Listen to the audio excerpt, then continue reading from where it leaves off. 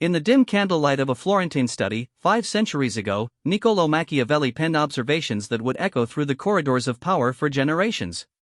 His keen eye for human nature revealed truths that modern leaders, whether in boardrooms or battlefields, ignore at their peril. Among his most valuable insights were the subtle warnings that precede betrayal, those almost imperceptible shifts in behavior that signal when an ally is preparing to become an enemy. The art of reading these signs is not mere paranoia, it is survival. In every sphere of human interaction, from the highest echelons of government to the most intimate personal relationships, understanding these warnings can mean the difference between maintaining power and losing everything. Machiavelli understood that betrayal rarely strikes like lightning from a clear sky. Instead, it builds slowly, revealing itself through patterns that the wise observer can learn to recognize. This document presents 7 fundamental warnings that someone is preparing to turn against you, each rooted in Machiavellian principles and illustrated through the lens of historical and contemporary examples. These are not mere theories but practical tools for navigating the treacherous waters of human ambition and deception. The first principle in understanding betrayal lies in accepting a fundamental truth about human nature that Machiavelli articulated with uncomfortable clarity: people act primarily in their own self-interest. This is neither good nor evil, it simply is. The moment someone perceives that their interests no longer align with yours, or worse, that you stand in the way of their ambitions, the seeds of betrayal are planted. The most dangerous words often come wrapped in silk. When someone who typically offers measured feedback suddenly begins showering you with elaborate praise, Machiavelli would counsel immediate suspicion. This transformation doesn't represent a genuine change of heart but rather a calculated strategy to lower your defenses. In the court of Renaissance Italy, Machiavelli observed how courtiers would lavish praise upon their targets just before moving against them. The logic is sound: flattery disarms suspicion and creates a false sense of security.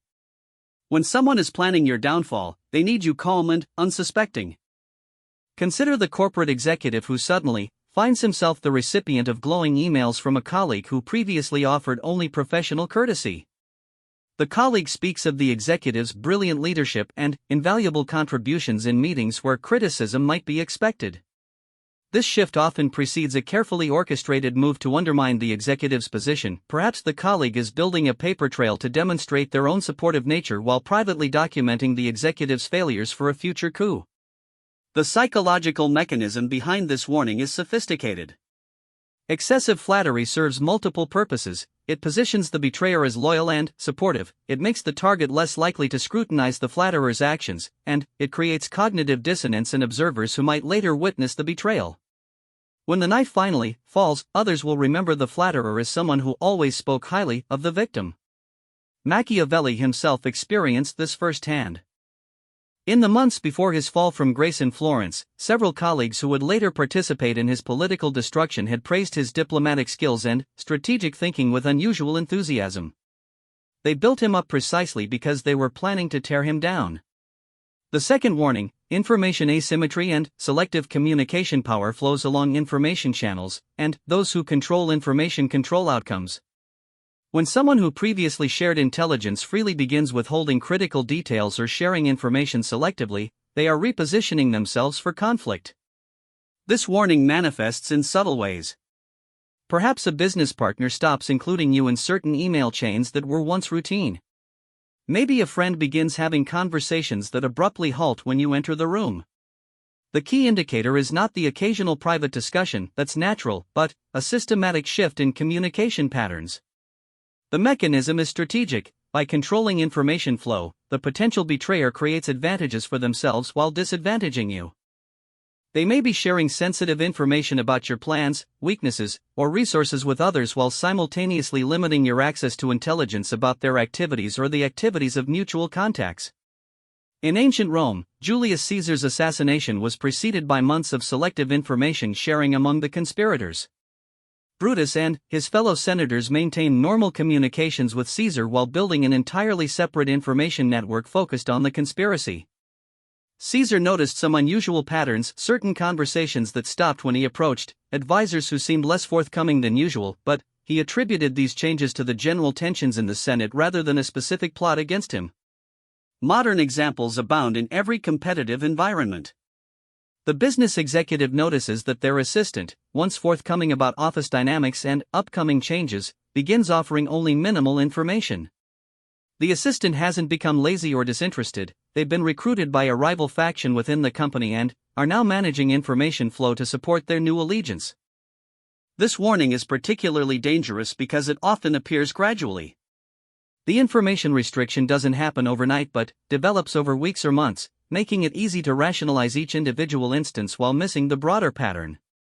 The third warning, coalition building and alliance shifting. Machiavelli observed that successful betrayals rarely occur in isolation. They require coalitions, support networks, and carefully constructed alliances. When someone begins building new relationships or strengthening existing ones in ways that seem designed to isolate or circumvent you, they are preparing the foundation for action against you. The warning signs are subtle but consistent. Notice who meets privately, who exchanges meaningful glances during discussions, who suddenly shares inside jokes or references to conversations you weren't part of. Pay attention to new friendships that seem to form quickly and intensely, particularly when they involve people who previously had little interaction.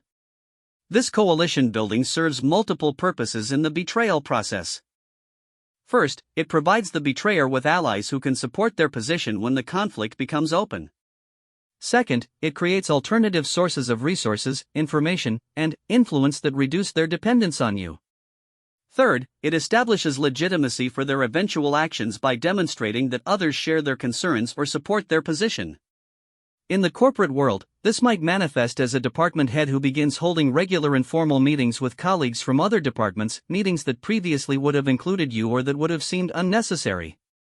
The stated purpose might be improving cross-departmental coordination or exploring new collaborative opportunities, but the real purpose is building a network that can function without your involvement and, if necessary, in opposition to your interests.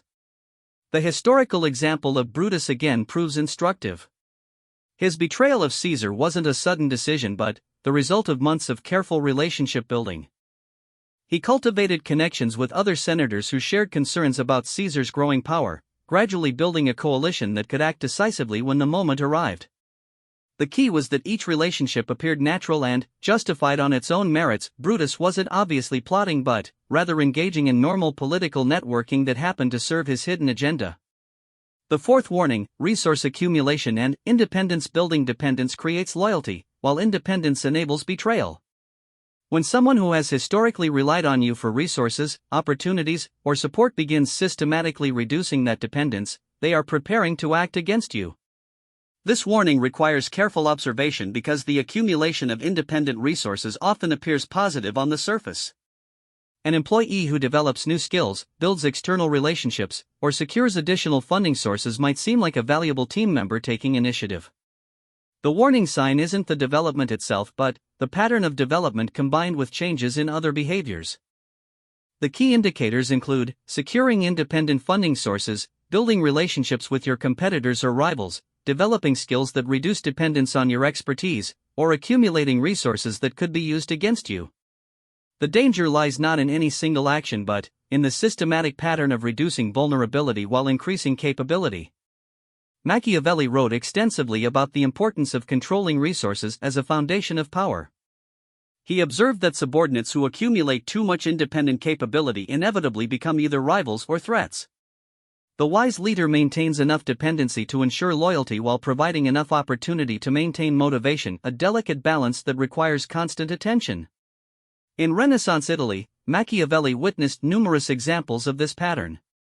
Military commanders who built personal loyalty among troops rather than institutional loyalty to the state inevitably became threats to the political order. Merchants who accumulated enough independent wealth to challenge established power structures often did exactly that. The pattern was predictable: independence led to ambition, ambition led to conflict. Modern corporate environments provide clear illustrations. The project manager who begins building direct relationships with clients, essentially cutting out their supervisor from key communications, is displaying this warning. The accumulation of direct client relationships represents both reduced dependence on the supervisor for career advancement and increased capability to damage the supervisor's position or even leave the company taking clients with them. As potential betrayal moves from possibility to probability, the warning signs become more pronounced and more urgent. The second phase of Machiavellian warning signs involves behaviors that indicate active preparation for conflict rather than merely positioning for potential future action. Before launching any significant attack, wise strategists conduct reconnaissance. In human relationships, this reconnaissance takes the form of boundary testing, small challenges to your authority, subtle violations of established protocols, or seemingly innocent questions that probe for sensitive information about your capabilities, resources, or vulnerabilities. This testing serves multiple purposes in the betrayal preparation process. It gauges your alertness and responsiveness to challenges, identifies areas where you might be vulnerable to attack, and establishes precedents for larger violations of trust or protocol. The testing usually begins small and escalates gradually, allowing the potential betrayer to assess your reactions and adjust their strategy accordingly. The boundary testing might manifest as small challenges to your decisions in meetings, requests for information that seem slightly outside normal parameters, or subtle violations of established procedures. The key is to recognize these not as isolated incidents but as part of a systematic probing process. In the political realm, this pattern is clearly visible in the months before major political betrayals. Advisors who are planning to abandon a political leader will often begin challenging small decisions, questioning established policies in ways they previously wouldn't, or pushing for information about campaign finances, strategic plans, or personal vulnerabilities. Each probe appears reasonable in isolation, but together they represent a systematic intelligence-gathering operation. Machiavelli himself recommended this approach for those planning to move against established authority. He advised that direct confrontation without proper intelligence was likely to fail, while systematic probing could reveal the optimal points of attack and the best timing for action.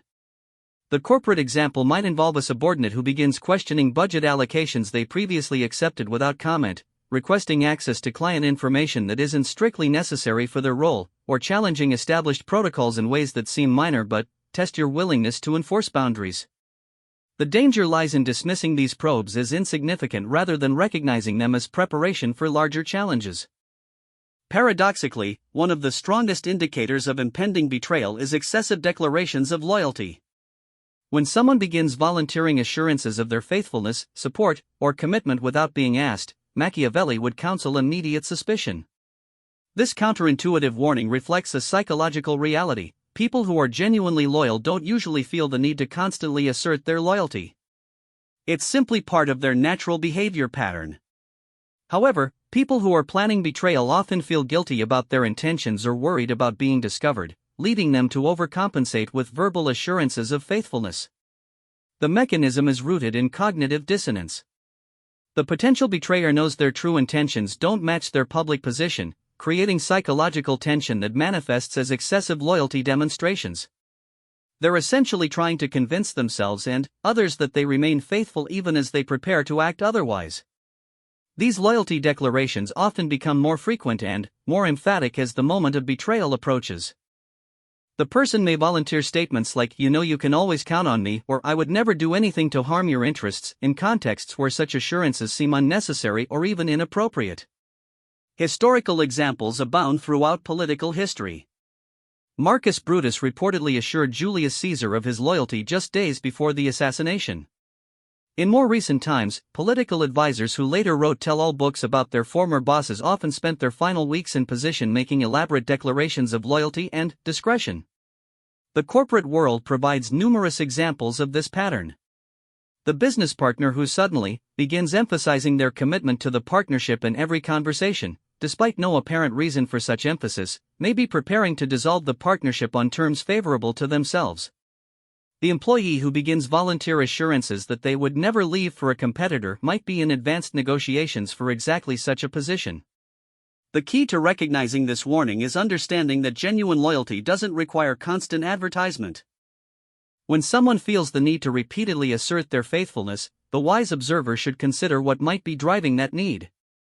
The seventh warning, preparation for departure or disconnection. The final warning before betrayal often involves observable preparations for disconnection or departure.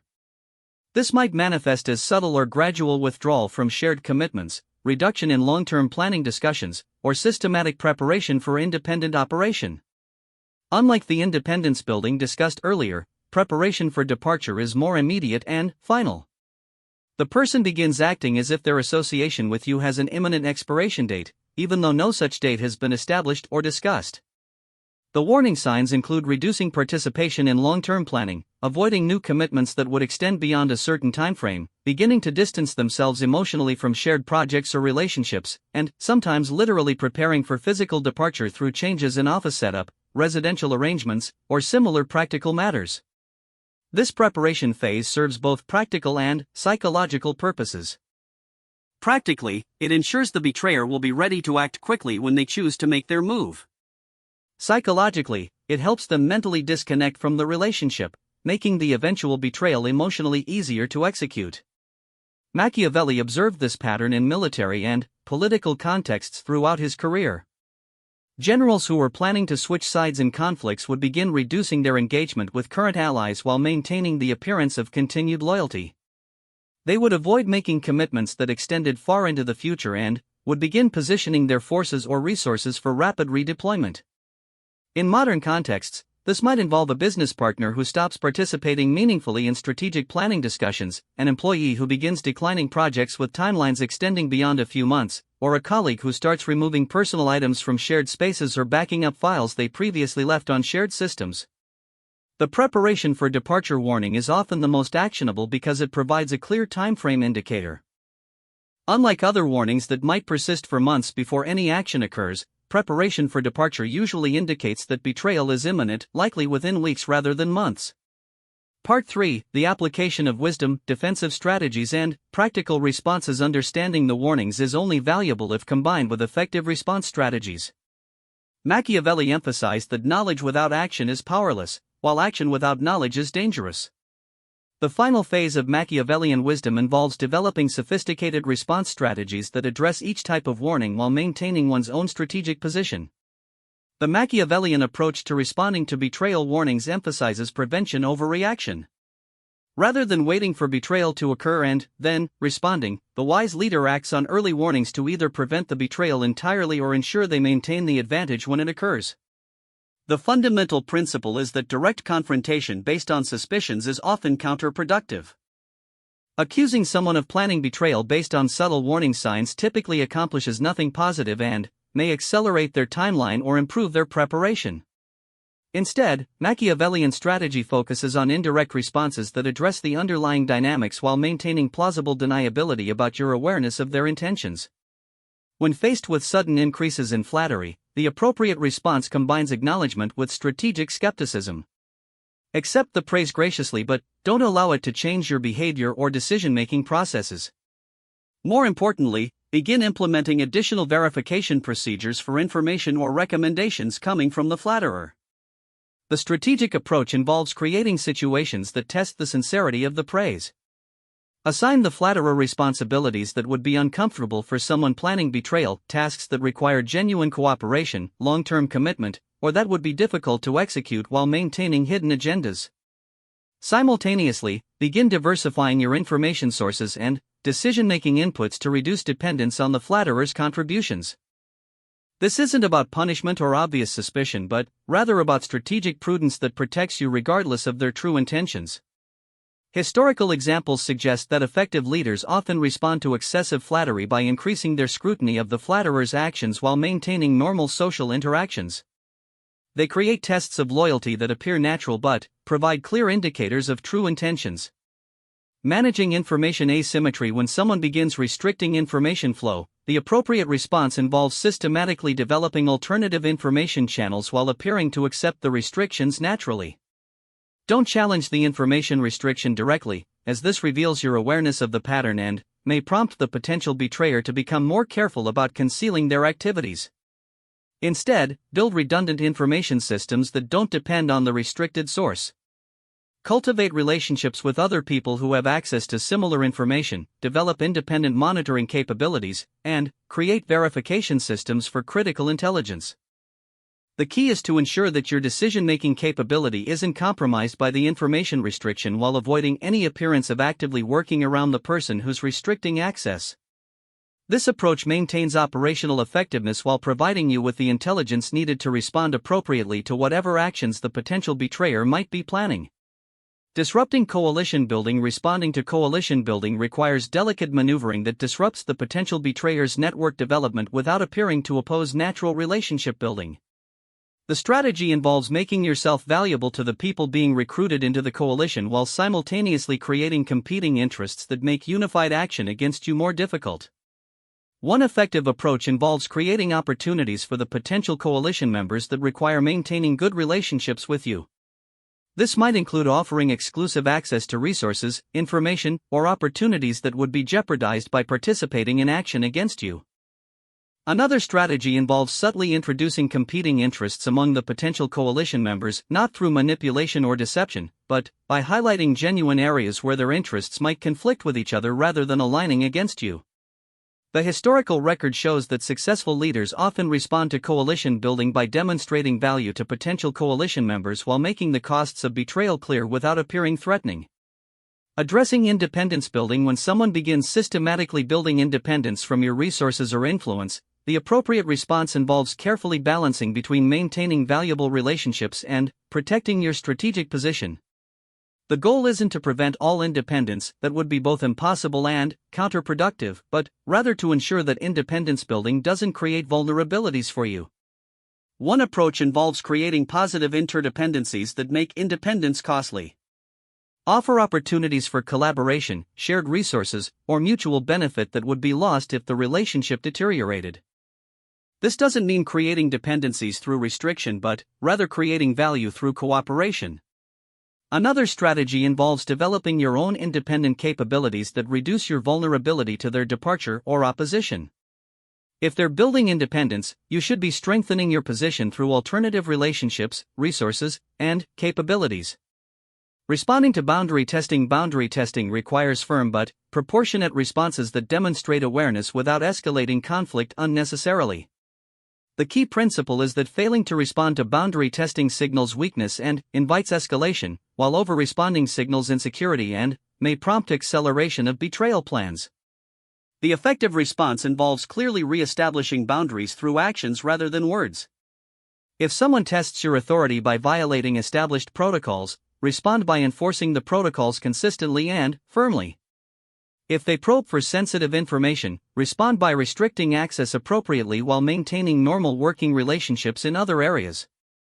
The goal is to demonstrate that you remain alert and capable of protecting your interests without appearing paranoid or defensive.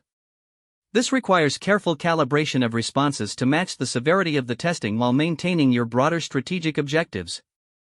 Managing loyalty declarations. Excessive loyalty declarations should be acknowledged politely but not reciprocated excessively. The appropriate response involves accepting the declarations without either challenging them or appearing to be influenced by them. Your behavior and decision-making should remain unchanged by their assurances. More importantly, create situations that test the sincerity of the declared loyalty through actions rather than words. Provide opportunities for the person to demonstrate their commitment through behavior that would be difficult to fake or that would be costly for someone planning betrayal. The key is maintaining normal relationships while implementing verification procedures that don't depend on trust alone. This approach protects you regardless of their true intentions while avoiding the relationship damage that would result from openly expressing suspicion. Addressing departure preparation. When someone begins preparing for departure or disconnection, the appropriate response involves accelerating your own preparation for their absence while attempting to clarify their intentions through indirect means.